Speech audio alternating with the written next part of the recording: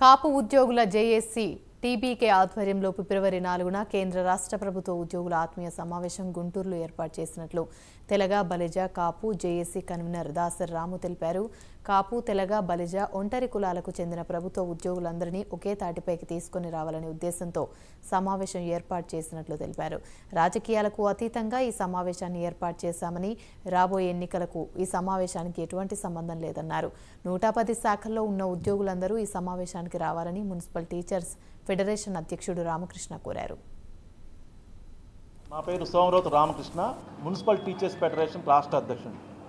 రాష్ట్రంలో వివిధ డిపార్ట్మెంట్లో ఉన్న కాపు తెలగ బలిజ ఉద్యోగస్తులకు ఒక సమన్వయం చేసుకొని సర్వీస్ విషయాల్లో ఏదైనా ఇబ్బంది కలిగినప్పుడు అందరూ ఏకతాటి మీదగా ఐక్యంగా దీన్ని సాధించుకోవాలనే ఉద్దేశంతో రాష్ట్రంలో వాళ్ళ యొక్క సంక్షేమం కోసం, కాపు ఉద్యోగుల సంక్షేమం కోసం, టీచర్లు పెన్షనర్స్ అందరు సంబంధించిన విషయాల్లో మనం చేయూతగా అందరు కలిసిమెలిసి చేయటం వల్ల మంచి ఫలితాలు వస్తాయనే ఆశతో రాష్ట్రంలో అందరినీ ఏకతాటి మీద తీసుకొచ్చి జేఏసీ ఏర్పాటు చేయాలనే ఈ సంకల్పం ద్వారా ముందుకెళ్తున్నాం. కాబట్టి రాష్ట్రంలో అన్ని శాఖల్లో 110 శాఖల్లో ఉన్న కాపు తెలగ బలిజ కులస్తులందరూ కూడా ఈ మీటింగ్కి రావాలని, సంఘటితం కావాల్సిన సమయం ఆసన్నమైందని మీ అందరి ద్వారా తెలియజేస్తూ థ్యాంక్ యూ వెరీ మచ్. ఎప్పటి నుంచో సార్ ఒక జాయింట్ యాక్షన్ కమిటీ మా ప్రభుత్వ ఉద్యోగస్తులది ప్రొఫెషనల్స్ జాయింట్ యాక్షన్ కమిటీ లాగా ఎంటైర్ స్టేట్కి ఒకటి ఉంటే మాకు బాగుంటుంది, దానికి మీరందరూ మాకు సహకరించండి అని చెప్పారంటే ఈ యొక్క బృహత్తరమైన ఒక కార్యక్రమాన్ని చేపట్టాం.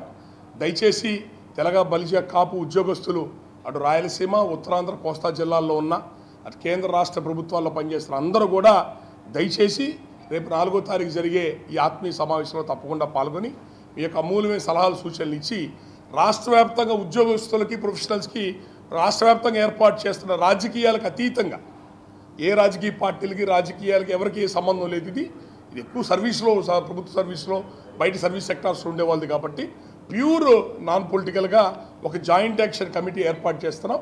దీనికి అందరిలో కూడా ఈ కార్యక్రమం పాల్గొని తోడ్పాటు అందించవలసిందిగా నుంచో అనుకుంటున్న కార్యక్రమం అండి. ఒక 2 months బిఫోరే జరగాల.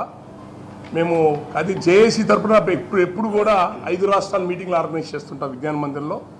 ఈసారి గుంటూరు జిల్లా వరకు జేఏసీ మీటింగ్ పెట్టుకున్నాం. ఈ కార్యక్రమాలన్నీ కోఆర్డినేట్ చేయటం వలన ఈ మీటింగ్ మాకు ఆలస్యం అయిపోతుంది.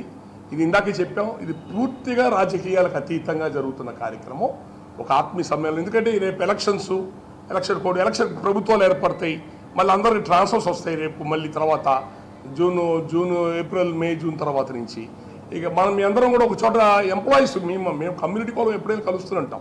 ఎంప్లాయీస్ వీళ్ళందరూ మళ్ళీ ఒక చోట జాయిన్ అవ్వాలంటే కష్టం అవుతుంది.